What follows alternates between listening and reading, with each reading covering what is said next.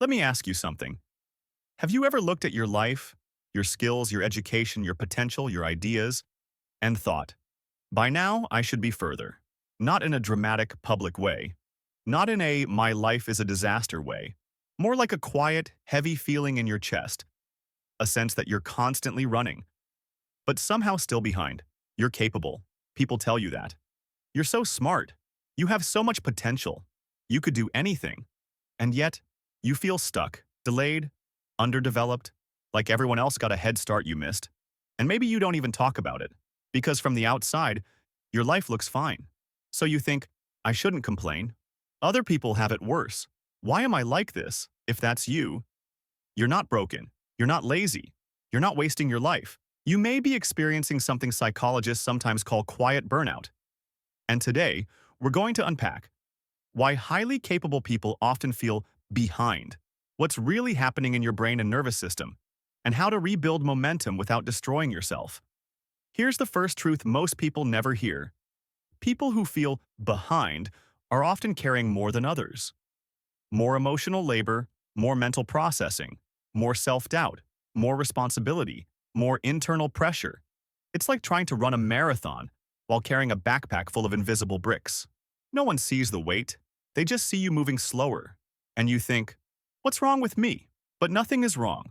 You're just exhausted in ways that aren't socially recognized. Quiet burnout isn't dramatic. It doesn't look like collapsing on the floor. It looks like still functioning, still showing up, still performing, still smiling while slowly draining inside. You're productive, but joyless, competent, but disconnected, successful on paper, but empty in private. And over time, that creates the feeling of being behind. Not because you're slow, because you're tired.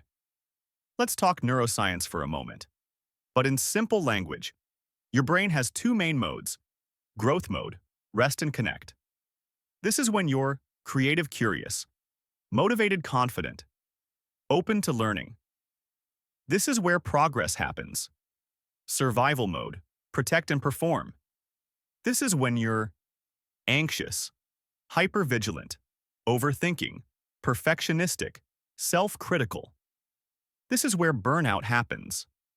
Highly capable people often live in survival mode, not because they're weak, because they learned early, I have to be impressive to be safe.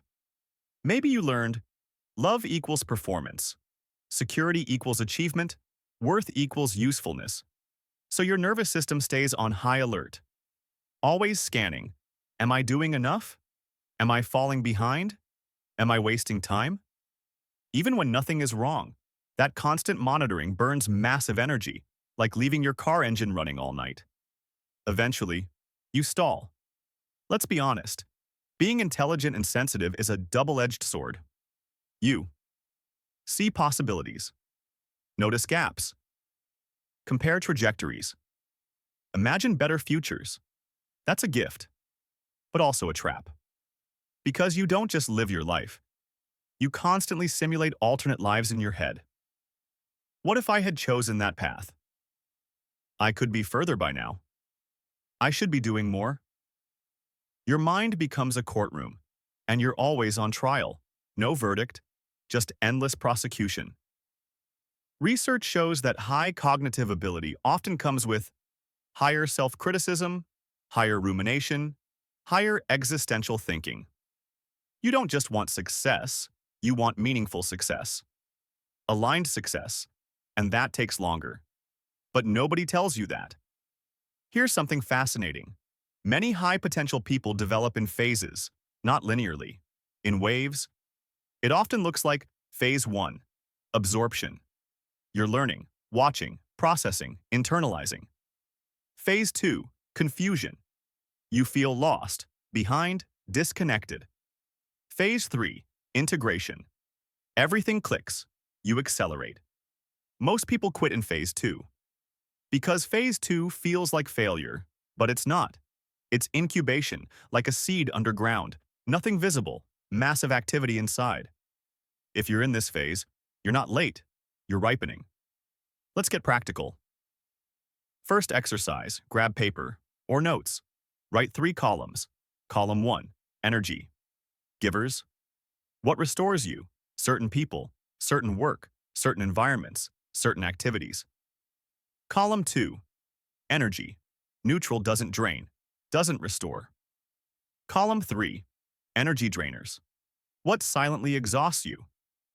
People you perform for, work you tolerate, constant notifications, emotional labor, perfectionism. Most behind people are leaking energy everywhere. Fixing that comes before adding goals. You don't need more discipline. You need fewer drains. Ask yourself, how do I measure success?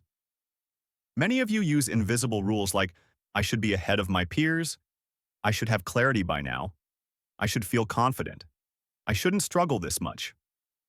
These are fantasies, not standards. Let's replace them. Try this metric. Am I learning, aligning, and protecting my energy? Not, am I winning? But, am I becoming stable enough to win later? Big difference. Burned out brains hate big goals. They freeze. So we use micro-momentum. Example, instead of, I'll change careers.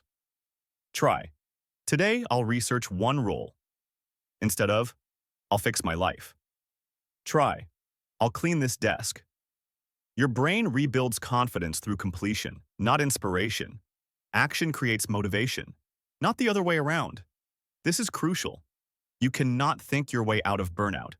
You regulate your way out. Daily practice, 10 minutes. Choose one. Walk without phone. Slow breathing, 4 to 6 seconds out. Stretching. Warm shower mindfully.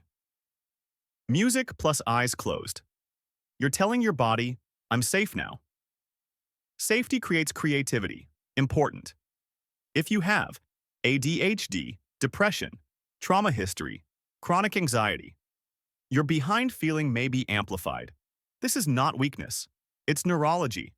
You may need extra support. Therapy is not failure. It's training. Also, if you're in financial crisis, abusive environments, or survival stress, burnout is a rational response. Be gentle. Let me talk to you directly now. You are not late. You are not defective. You are not wasting your life. You are someone who feels deeply, thinks carefully, carries responsibility, wants alignment. That takes time. Most people sprint early in burnout. You're building endurance. Quietly, imperfectly, bravely, you're learning how to live in a complex world without losing yourself. That's advanced work, even if nobody applauds it. Reframe your story instead of, I'm behind. Try, I'm building a foundation, instead of, I wasted time. Try, I learned what doesn't fit, instead of, I should be further.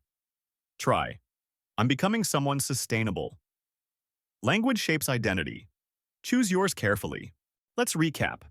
You feel behind because you're mentally overloaded. You're in survival mode. You carry invisible pressure.